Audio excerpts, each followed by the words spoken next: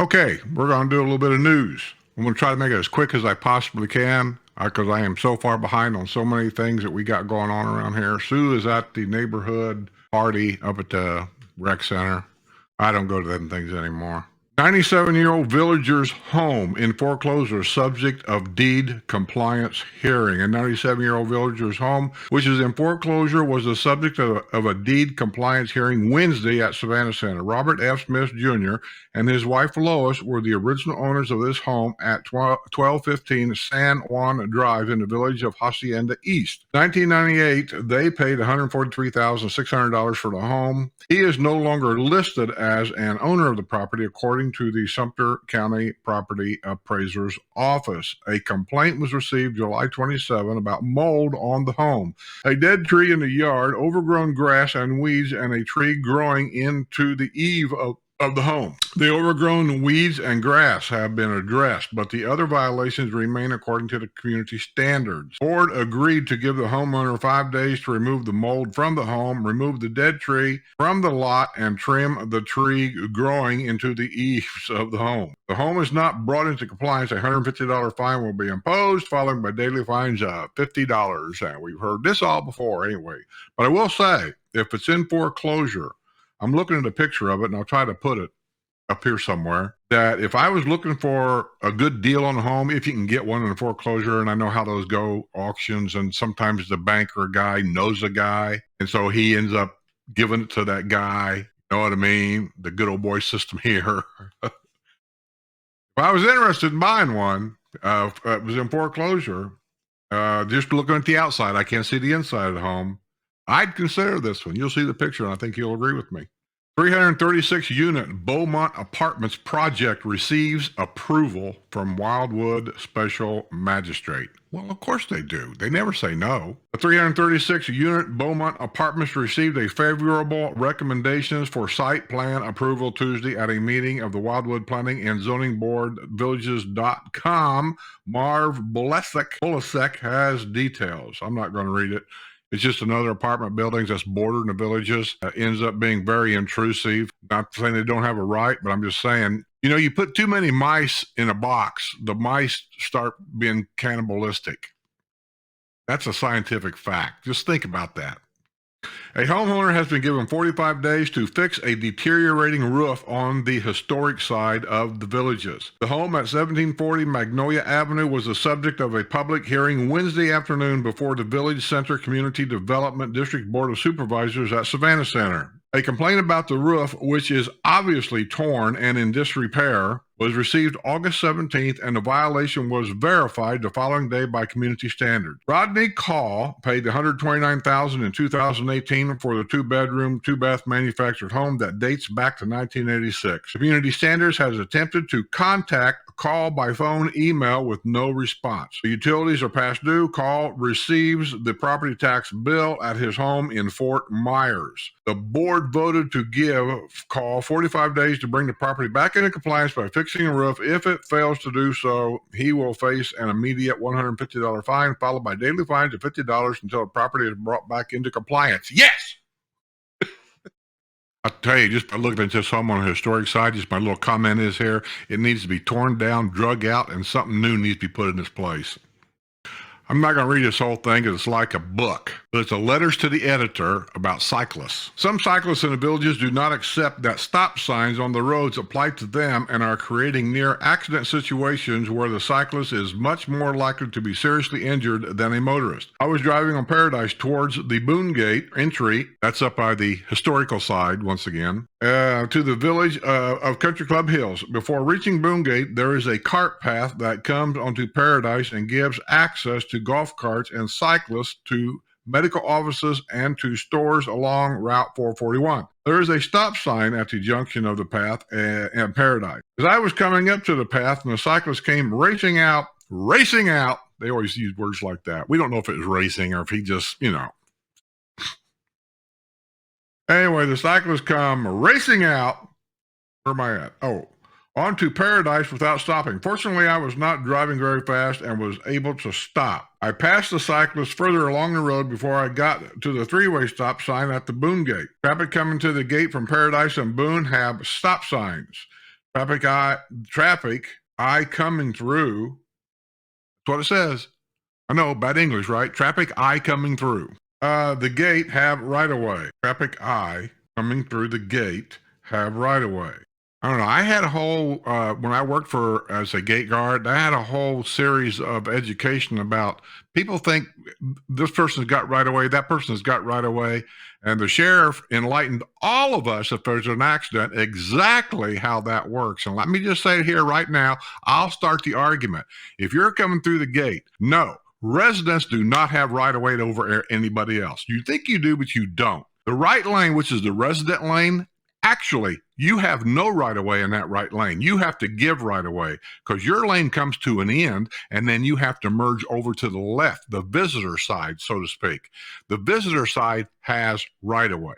That's why the guard is supposed to alternate them gates when it's heavy traffic so that you don't run into this problem that I know most guards don't do. Anyway, he's talking about the bicyclist, the cyclist not stopping at stop signs. What else is new? That was sent in, by the way, by Marion White, Village of Country Club Hills. Thank you, Marion. Yamaha golf cart snatched from Cody's Restaurant in the Villages. That was done at Lake Sumter's Cody's Restaurant up there. The way I understand it, they went in and have a bite to eat or whatever, and they came out and their golf cart was gone. Do I need to repeat myself again? A speeding habitual offender was apprehended in the village of Fenney. Oh, here we go. Carlos Juan Perez, 38 of Ocala, was driving a silver passenger car at 7:30 p.m. Monday, traveling south of Bingham Trail near Fenney Way, when he was caught on radar traveling 37 miles per hour in a 25-mile-an-hour zone, according to the rescue report from the Wildwood Police Department. During the traffic stop, Perez admitted he does not have a valid driver's license, and a check with dispatch revealed he has been classified as a habitual traffic offender. I am totally shocked. His driving offenses include a 2009 arrest for driving under the influence and a 2010 suspension for failure to complete substance abuse treatment. He has also failed to pay traffic fines. Perez was arrested on a felony charge of driving while license suspended. He was booked at the Sumter County Detention Center and released after posting a $2,000 bond. A Village of Pine Ridge woman was arrested on a drunk driving charge after wine was found in her car. Fruitland Park police were called at 10:05 a.m. Sunday to the Walmart parking lot after a report was received about an intoxicated female. An officer found 52-year-old Christina Lynn Bullen of 3197 Dressendorf Drive sitting in a car with the front driver's window open, according to an arrest report from the Fruitland Park Police Department. She became extremely argumentative and uncooperative. A large bottle of wine that was about 25% full was spotted on the driver's side floorboard. An unopened bottle of wine was in the same location. The Virginia native was invited to perform in field sobriety exercises, but her poor performance led the officer to conclude she was unable and she was under the influence. She was transported to Lake County Jail, and upon arrival there, she was found to be unresponsive. She was transported to the Lake EMS and Adventi Health Waterman. Because of the breathalyzer device was not available at the hospital, the officer suggested that the blood test would be the least invasive and easiest option to determine if she was intoxicated. Police were forced to taser a man who attempted to break into a home of an elderly couple in the Villages. Law enforcement responded at about 4:30 p.m. Sunday to a manufactured home on the shore of Paradise Lake and Tarson Boulevard on the historic side of the Villages, where 33-year-old Jamie Brendan Stroud attempted to enter the home through the carport, rear lanai, and front door, according to the arrest report of Lady Lake. Police arrived and found Stroud, who lives at 803 Orchid Street, also on the historic side of the Villages. Stroud told police he believed he lived on the Tarson Boulevard home. He had been trying to enter, and police officers called for backup and tried to subdue Stroud, who would not comply with officers' orders. The officer held Stroud at taser point until the second officer arrived. He continued to resist orders from the officers and was tasered in the lower chest and stomach. and he was released on a $2,000 bond. Here's something new. Lady Lake Commission approves a plan for a new 7-Eleven in the villages. I will admit something here. I don't know a lot about 7-Elevens because I go out of my way to never go in one because of a personal experience I had in San Francisco area years ago. And I mean many years ago. I know this isn't fair. I know I shouldn't say all this stuff, but this is why I do what I do, because I've experienced things somewhere in my past that influences me today. And I went into a 7-Eleven after unloading freight in San Francisco, and I walked across the street. Me and my partner walked across the street to a 7-Eleven to get something to drink. As we went in the store and got a couple of Cokes or whatever we got, some lady came up and started asking us questions about how to get a CDL to drive a semi-truck. She was interested in that. We weren't talking to her maybe for a minute or two.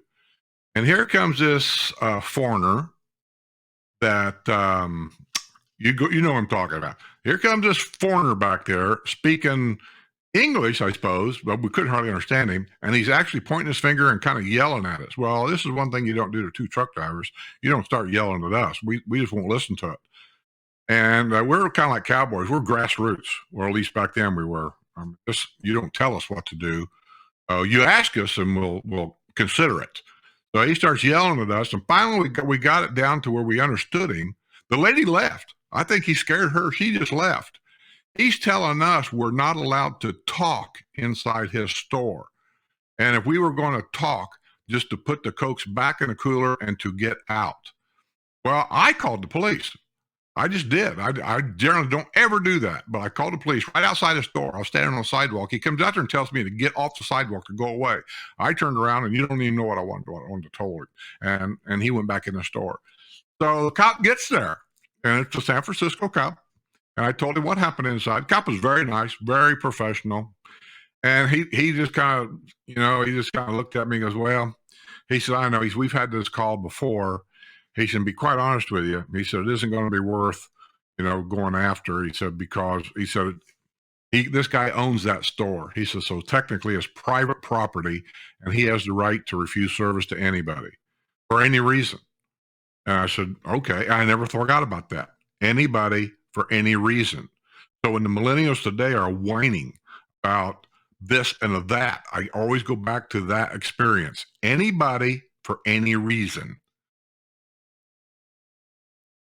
Mulberry sports pools will be closed for more than a month. Rohan Recreation Center sports pool will be closed for a week. Getting ready for snowbirds. Judge grants Lady Lake's request to present oral arguments on apartments. That's the apartments they're wanting to put into the old Katie Bells. Still arguing. Daily fines piling up after villager stubbornly refuses to remove lawn ornaments. I've reported this twice. We'll keep an eye on it. Someone help me with this, because I don't understand the concept. I just don't.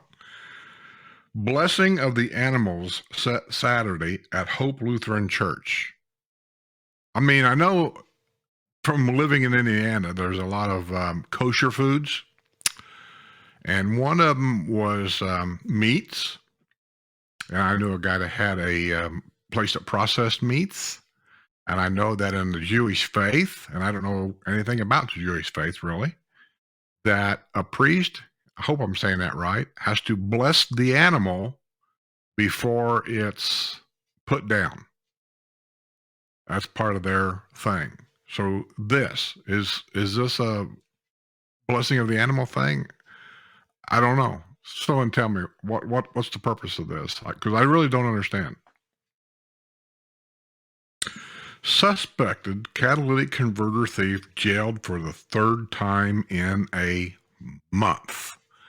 It's like a revolving door. Seems like these crooks have got more rights than I do, and I follow the law, and everybody around here does. Why is a crook being protected? I don't get it. A suspect of catalytic converter thief has been jailed for the third time in a month. David Wayne Searex, 38 of Ocklawaha, was booked Saturday night at Marion County Jail after a judge ordered his bond revoked. Searex has been arrested September 13 at Lady Lake Several tools commonly used in the theft of catalytic converters were in plain sight in his vehicle. Those tools included a battery-powered DeWalt saw, multiple screwdrivers, batteries, and latex gloves. Anyone? Anyone? Come on, truckers. I know there's a joke there. When he was taken into custody at Rolling Acres Road and County Road 466, he was reaching for a gun and he was also driving on a suspended license. A week later, while he was free on a $16,000 bond, he was arrested on a felony charge of grand theft after a terrain vehicle came up missing.